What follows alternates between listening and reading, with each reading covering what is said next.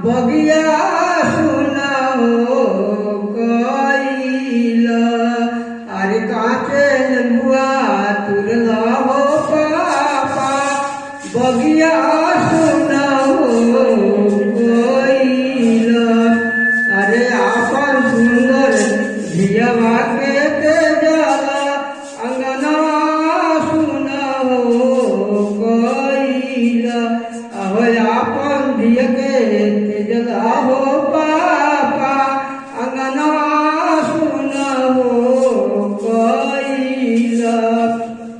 अरे आपन सुंदर धियवा के पापा कल बड़ा बाड़ी चंचलवा अरे आपन धिय के